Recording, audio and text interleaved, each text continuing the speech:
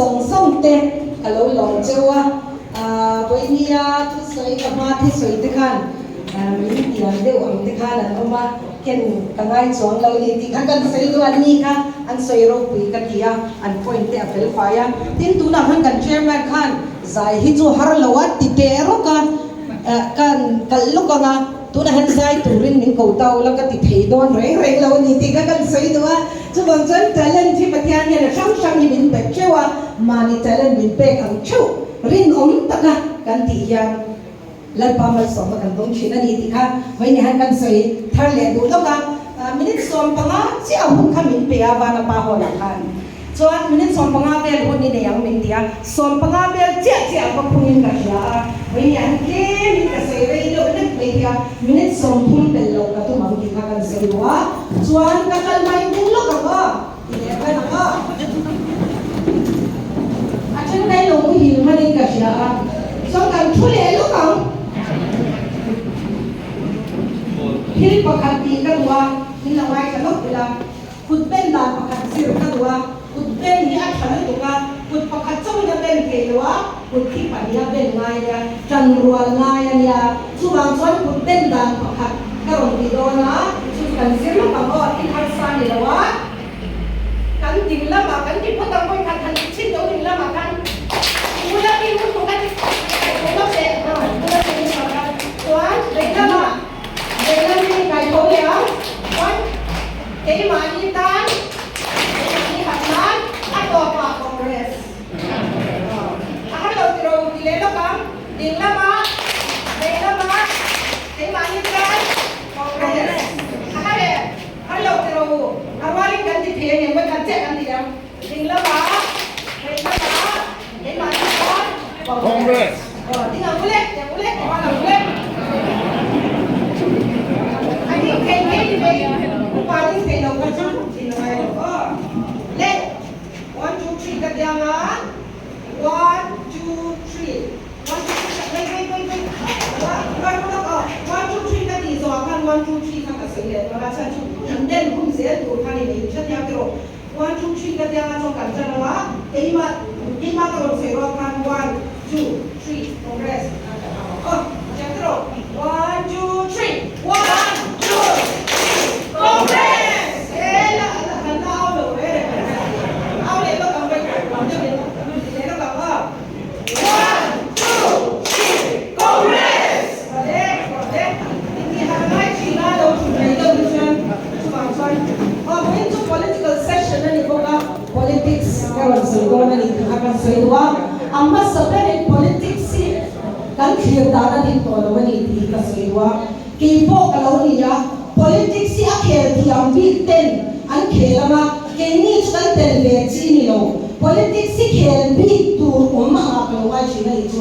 chuan khel kan ti shim shima poi atong kam hi adik lo ka diani ngati politics si khel kan ti tlat ko ka ti ni khel chu poisa khel de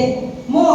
football khel a che tong ka sei lo kha risk la khel ni lo ni gambling ta ko khel lo ni ta chu bang chon koi ni kam chon ke ni congress chuan politics ram rong bo ti koi la ka buri chu khel ti lo wen ni chi a ko ka ron so ya politics vestige ka ti le do chi no na ta ro congress congress party ka la ram rong bo pui te ka ron ti chi a ka chu bang chon khel hi ti lo la tin politics in soi chi a na mun mo do ta imbun na mun corruption tam na mun na ka ngai chi na ni chu bang chon politician tu chu ni shang a khel pi ko na ma ke chu ka tel de ngai lo na mun pura ka lo ngai ni tam ta ka tiang kai ni ka ringa ke phe chu political background ne yang kan lo yan le pa chong ka pa te chong in politics seasoned politician dan ti ve yang chu ka pa te ang bo voi ro kin ani ka chu bang chon chu tiang lo ong chu bo chon politics ka zuan te ka ong biang ti ngai to pa pa em ani chu ma se kan ram le nam hum hin na tu le kan ram that na tu ra ta chon mi thari ru thari na e ku tiang hin ten e politics si ka rong bol na tu ra ni kan ti ngam lo jo kan ram ni a thati do lo ni chu bang chon mi ya ya ni ve em ti ka ron de ya sum alo ni le boka politics sa chuan point paru vel ka rom sei dona tuna politics kala sei me kani sum chung cha ma yanin ama khop me ya he campaign te lo ni ya sum tam tak nei tan lo chuan a din thei lo ni ti do to ni manipura phei chuan thei lo to ro ai no sa ni lo chuan din thei lo ko pa ta mi ko tam nei sa lo din thei lo chuan din nge kham ya tong kan a bila tong kan a thong to lo ni chu en tin nge kha yang kan ram thiang din le corruption free kha kan siam thiang tun huna yan Mizoram mi puite kan in sumi aban tulian ta ni hey vote kan han thak don na sumin leite kha ta kha aron le kan don ni base na sum base na kha polit in khan hum lai Christmas ne yan ti chen ka chuan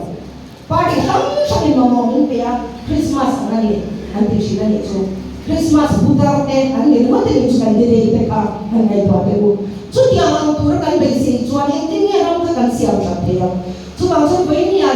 ba van chu ma thu soi ni mai la zoram mun shong shong ni min na ngai cha don tho ti ka sha ta wangin ba van chu ma ni mai ni lo zoram mun shong shong min ngai cha thu te lo sha be tan candidate te la ka yan be sei sa lo a tha ka ya sum da ma ya Philip ta ka ti ra cha kan kal ti lo chuan ene vicious circle and ya sa pho chuan mo abial lak lo vicious athalo bial lak lo hi utari candidate ten sum tam tak na wa ya an biala chuan sum tam tak an man chuan ka chin ve hun chuan sum tam tak lak lo kha ka tung nge ngai dai do ni me ni tam tak ka man chuan mu le ka bu don ro tak ka man do chuan mu ma chu ma mu le ka bu don chu corruption zu pa kha lo ni me ni chu bang chuan candidate ten ne ra ka thil base nei tam lu tu te sum le pai le nuam ta ka lo han bu na khami bu na shong shong lo in zor na te kha kha zoram ti bol lo tu ni ba ni bol ni yan vote khap thi vote ni jin te mi zo te kan feel ko ra ngai kan ram ta ya kan rin o ngai ni ti kha kan soi do a chuan right to vote ti kan soi le wa vote na pa ni na ni chu vote na ki ka soi do a sang ka zaria songa pasaya tonga sang ka zatwa songa pasai in ka ra ya India hi British in of China British of nan waya kan of China sutta tonga kan chwa thei na tur chuan thisen en za never nun na en ni en za en pe nun na cha en za en voin ni na le ke na vote kan thap thei na tur yan nun na mi tam ta kin cha na ni mi noi sa thun som ngai nan nun na cha na ni di voin ya ni thei ni lo ko khati hun lai ka chuan British om nan wai om lai chuan a shom zia ka ni chong kan shu phak bol ba ni khami zalen na swa chua ka right to vote ma ni thua kan sor khana kan tham te be ka tur ya thisen tam ta ka far ni ti shela vote lu nai the ni lo ba ku ti hi ba ni ha ka sei le do na ani chu ke ma ni ni ko tin mun shom sha ka kan zo fa u na te ko vai ni a yan ipa nun nai ka la Paisa ka peche na ti chuan ipa nun na hi ka la ti chuanin ti lo ti ta se la mo paisa ka pele si che na chu ti chuan min vote wa ta se in du do na ni kan phal nya lo kan vote ti mo aman za ti chu do ni la paisa chu phe ni lo ti ka se do ni chu bang chuan chen sam ka sam ni mai than chin ka lo chuan ngai tuan non le ro ngai tuan cheu le ro I vote man lu sia ka mi hey ai pa mi ala dia India in zalena kan swan swa the na purian mi ni noi sa thum som nga chwa ni an nun nan cha ni vote an ne ve the na purian chu bang chan vote a koi mo em ma ni china da khan a ngai ti kha zai du ra so ma ni a thola ding ka che ti kha aron sa khan ha ka em ma tu lai chu mi phi ka zoi zoi ka ngai tha ka ni han ngai tha chiang de ma ula la hi e chu poetry ta ka em ma a phua thiam ka tia tin khati la ya ram boy la ya an nun run tu silai le kha yang shom ta kan om la ka tu na chon silai te ni to la ba corruption te drugs te du am na te khati yang ra kha an ya ni zor ma ya chu ba chon kan mu tui the lo ni kan fa te drugs an ya ni ba te corruption la ba te kan mu tui the lo ni tu na ya chu tiang chon ni la run me ka ni mo chuan he ka yan thian o ka pian na le ka se le ram engwang e lo rum le du thu le sual wangin loni heti kawai latle du thule sam sual poesia hitro tuna yan kan ma yan vote kan kham don in khana om dona kan du thule sam na kan vote hi don ni manipur in du thule kan sam sual chiang na tuka BJP ang vote kinga heti takin ang rumani hitro chuwang chan nang le ke so isam sual lo ko ni yan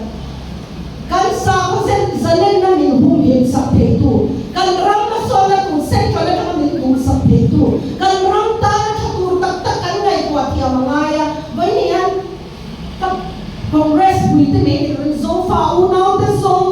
thing nung le ki tak zen ka so chu eng der hinge yang le thang a thai ma ke ni chu kan lok pi tak tak chong lo ti me me ka ngai ba hun to la bani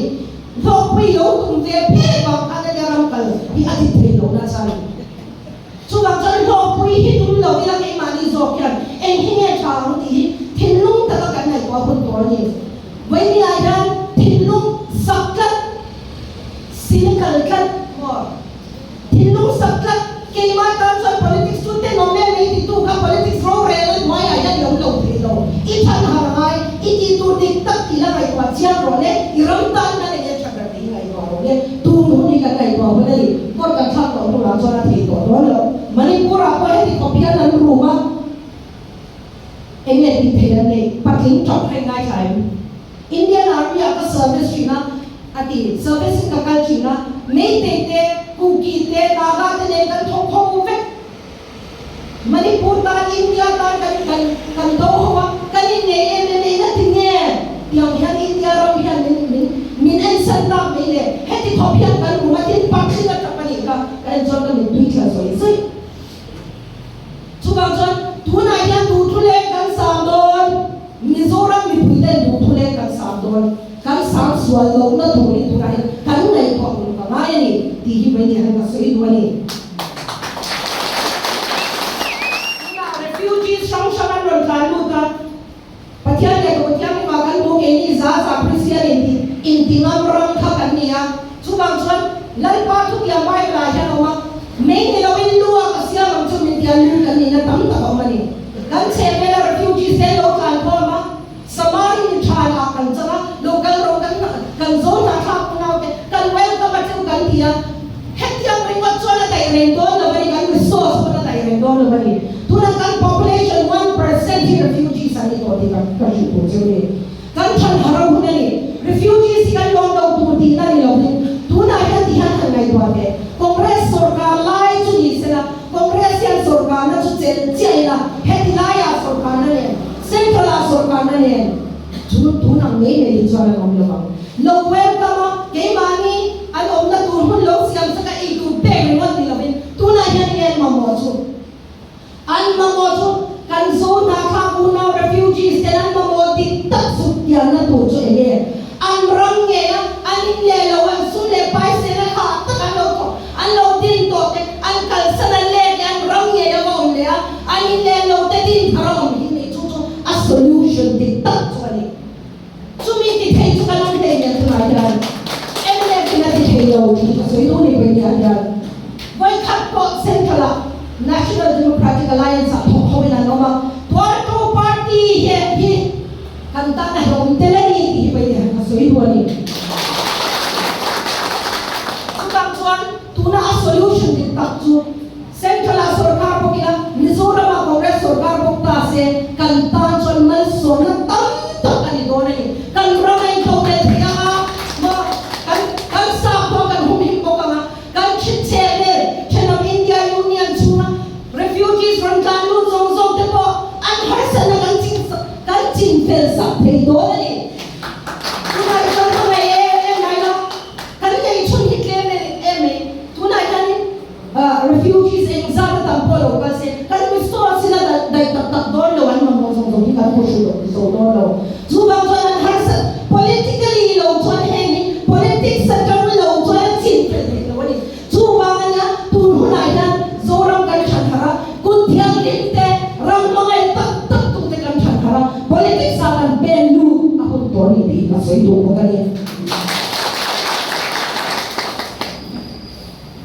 kan vote kasih tu refugees kasih tu karena kalau pap ni memang orang bukan. Soal central politics ini kan yang ramai. Political party deh, kapal political party ini. Enggak tinggal iba pasal ini, kamu tak ini reforma. Iba kah kongres ini sih lawan ini. Kapal iba pasal lawan ini. Kapal kah dream ini ya. Highway project in total, Mizoram in total, Versailles, atin lutu zona ini ya. Zoram ni puite kamu ya. A party aja, engkangnya party om, ni puite bangin, anian. Engkangnya party om, ni puite bangin. Engkangnya political party salon din swa. Mi puite ang mga bangin, mi puite bangin ya. Mi puite mga ina suka pa na mga ina. Tino kin sulang mga ina swa ni longin. Sulang sa tumiti hotin tena turkong kamu. Chapera kongresa tu dah ngaludan ini. Nakal swallow. When you are mutai long ka muat kita sebetul, mutai long ya long mutai yang kita boleh pun mutai long tu lam tu kan enso kan kirso kan mutai long tu rayo teka ni mutai long tu satu anak tanah long ya dia mutai long ya long mutai sudah jadi seorang ni pun tidak kamu ang mutai itu ni seorang ni pun tidak orang challenge ni. When you are Congress party yang malu ang patunan di meme. Sleeping giant pa thong to ni di ba niya kasi yun eh. Mizoram may akan liyan loka. India rampung kuya niya Congress party kumza som thong pariya na upay. Political party som sumang upapera niya kan constitution po India constitution nang leki sa le takakalaw ang vena kay ni nang buwan nila humalkat to kan constitution siya B.R. Ambedkar in Asia ani tutunge Law and Justice Minister masa pera ni Nero Sorkaman waya Congress ani kasi itu juga sa original party Congress niya heto ang hikan titwa ang Congress ang sasahihin hinharso inay mo nito natin kan Vanesiahin tiro juga sa buhay niya kan Congress yang apa rural yang along sabi man long mamem hoy haramu zoram tanan mal sonna kanin doon kay ni long tumal sonna nito mal sonna doon kin padu mare ang kultura ni zoram kabuang buhay dito na yung kabuang buhay mutai law kang butir tung siyempre ni hanggaron outswa ka rin hindi na outswa law lungte po na outswa ka rin kay media miso media pinga na yung malaw ka ng outswa ka rin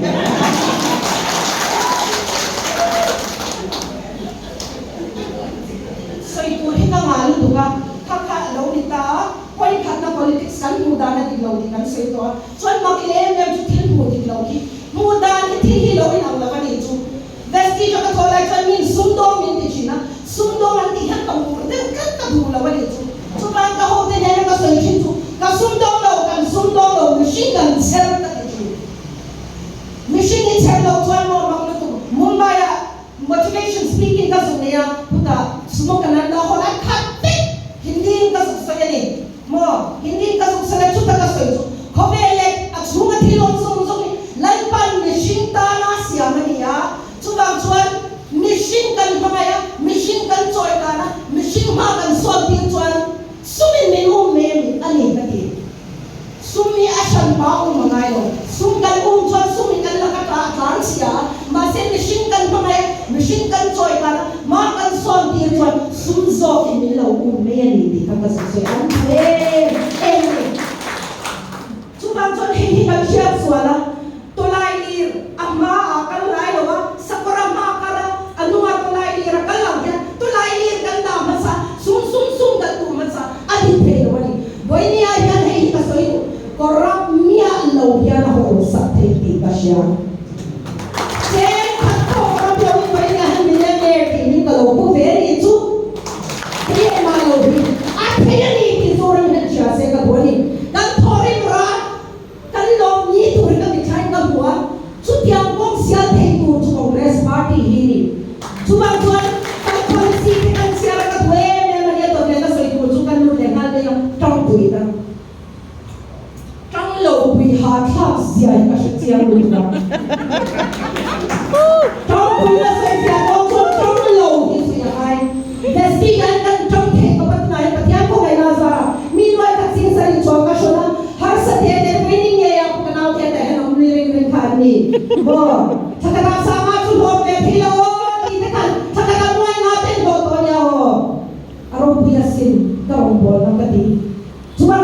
ka nom na mo na pia ni kan rom bol na wa kan nai chuan lan pan man mi lo song se do ni politics ani amo business ani amo lan pa rom kan ko na wa kan nai chuan song na ni sui ni di pa soi do wa bai ni ya e ro te lo chuan ho sa the lo wa ti kat ka so fa na te thang ha ro he ka soi do e ro te lo ya na ho a ho sa the ni thore ra te ya lim ka ti sa nya lo ni e ma se mai lo ya ho sa the ni pa soi do ni trong pui na trong lâu pui han ha thak zia chu ma mi ka khoi be chi zia be si ja kan dia te pa to kan han chwa pui ya ke ma ni zo han ni ai kan thane mai ta a to pa cha na pui tu kan chin ri ma a pui ya den lo chwa ko ko pe to me ko pa cha ka du to cha ni chu tiang ang chu trong lâu pui ha thak zia ni chu bang chuan tu nai hian trong pui na hi ka mil zo ta kan ya ke ma ko entrepreneur kan ya entrepreneur che ni risla long le be se ni nang te ta na e zo na thasiam chwa ku te ani entrepreneur chu trong ya na ron sai ya detail ni ka ron sai don la ba trong pui la chu ho congress en trong lo chi pui lo ma ma ku ti ka sai te tu ni trong te pui la trong te ho sa thu thu se trong lo ha man ha me do na lo chu lo trong lo pui che ni la lai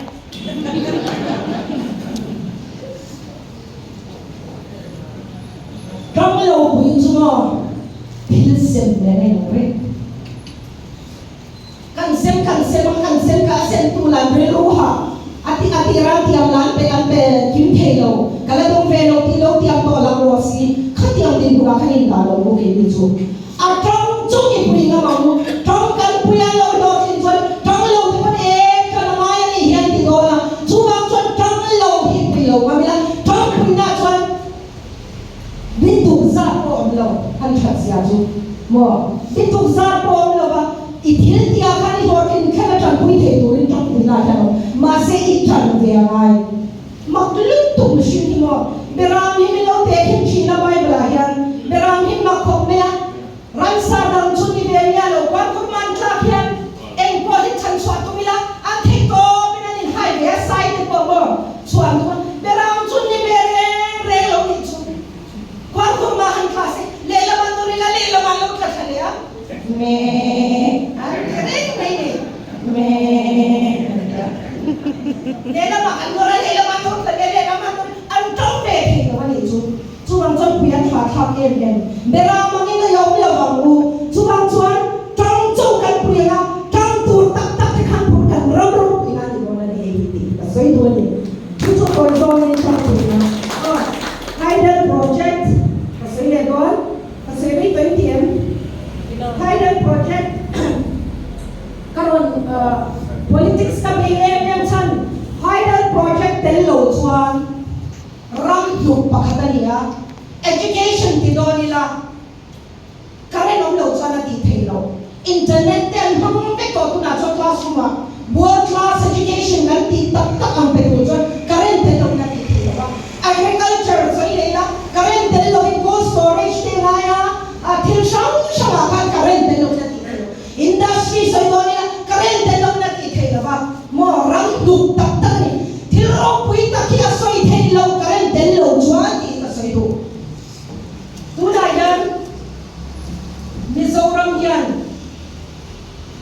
hydel power what it is electricity what it is hydel projects the what it is potential ka chan em de kan ni chu lo me na kan lu ya ya ram chen khat te chuan petroleum te ne ya ram chen khat chuan uranium te ne ya ram chen khat chuan in ram ka chat te ne ya an ram nei lo ho sa ke ni kan nei ve thu chu hydel projects yam the na lui chan am tak kan lo ne tat me lo chu du mai na he nei the ma ta ni lo lal pa min pe kan ram ma yan chu chu da chuan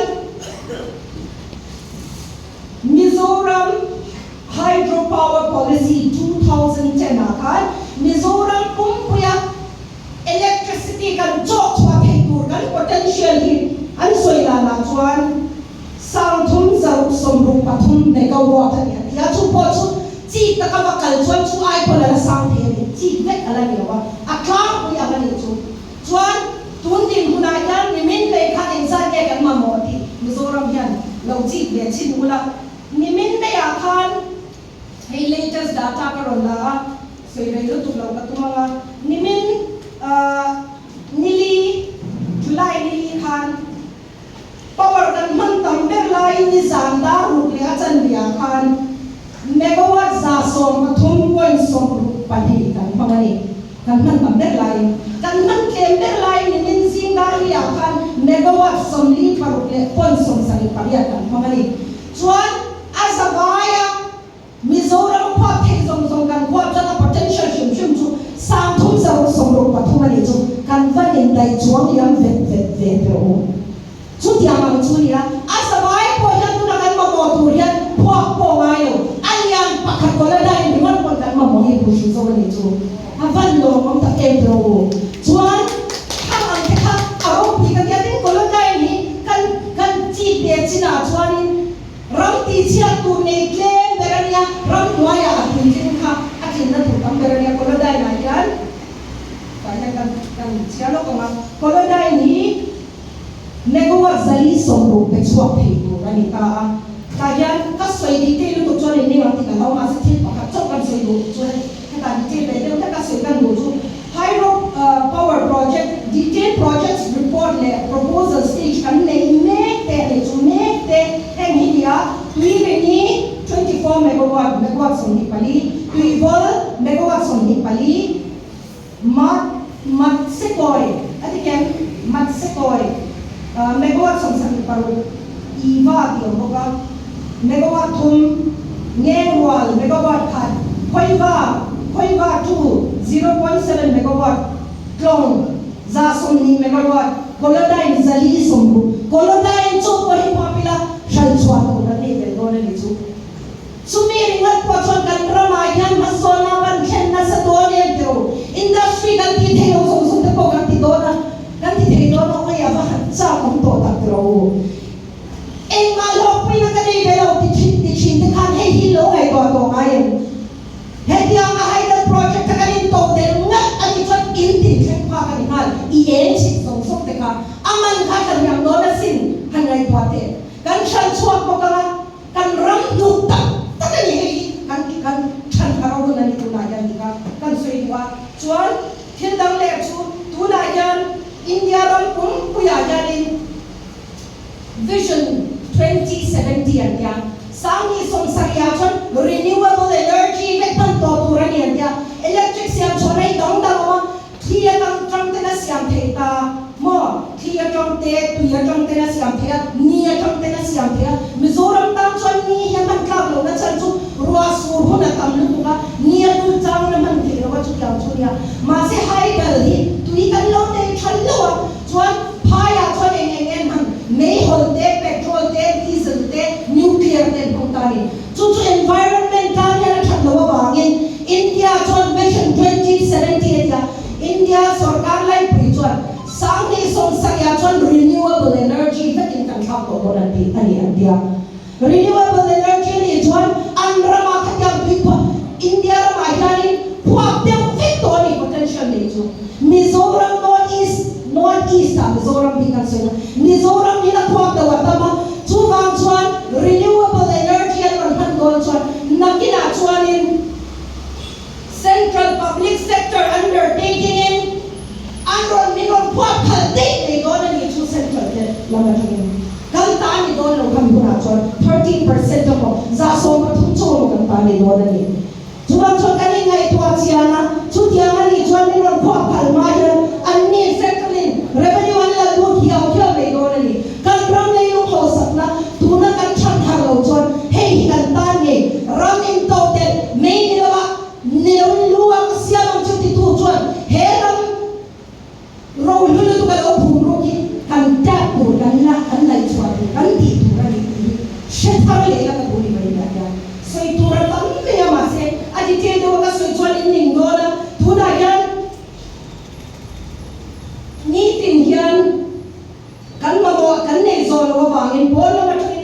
กันเนี่ยกุมตินยันครอร์ซาลีกันพังชัวกันเลยกุมตินครอร์ซาลีกันพังชัวกันเลยที่ขัดสินเสียตายละเกมานี่กันเองโตเดินชวนเองมาโตกันเองเวลาชวนเองเนี่ยเป็นปาร์ตี้โพสต์กันมาเส้นลงตะกันตักตักชวนเลยที่เด็กเขาทำหาวันตุนหัวหน้าเห็นบ่กันโฟนบางเห็นบ่ที่เส้นฟังขัดปอฟังไงเราเป็นสไลด์มันขัดปอกับปอไงเรากันโฟนบางเห็นเราโปรเลยแล้วกันเสียงชัดเจนกันมาเอ็กซ์ลองโดนชูชันนี่เราตัวนี้เราเฮ้ยกันโมพูดกันนี่ดินนั่นฉันโมเร่เลยโมพูดนั่งเองเดินเสียเดี๋ยวประคัดกันลาเป็นประคัดกันลาเนี่ยเฮ้ยกันลาเพียงอโมเลลังกันละเทลันนี่เราอโมเลลังละเทลังเนี่ยเป็นกันละเทลันนี่อโมเลลังกันละเทลังเจดินนั่นฉันโมกันเนี่ยโวต right to vote กันเนี่ยว่าเนี่ยโมพูดนั่งเองเดินนี่ที่มาสวยดูนี่บนกันกันโมพูดนั่งไอ้ก่อนเจ้าละเราตาชับเดินดูนี่เขาอีกข้างกูเขาอีกจังรัวละกูมีร้องคุยกันนี่มิ่งทำจุดมีมิ่งทำตัดจุดกันนี่เราไม่เห็นมันเสกกันอมหุ่นมีร้องคุยกันนี่เห็นไหมดิตะกันบอลกันเราพันเดเฮ้ยโซรัมกับอะไรนั่นนี่ที่บอลกันพูดเดียวเราไม่เราเด็กคนละอุลุตะกี้ไงตัวเราพังเจ๊ที่ค่ะไปเดินกันจ้าทำอะไรตัวเจ้าหนี้ค่ะก็สวยที่นี่เสียไปเนี่ยตานแล้วพันสบายมันส่งเจ้าเราเสียฮัลโหลเนี่ย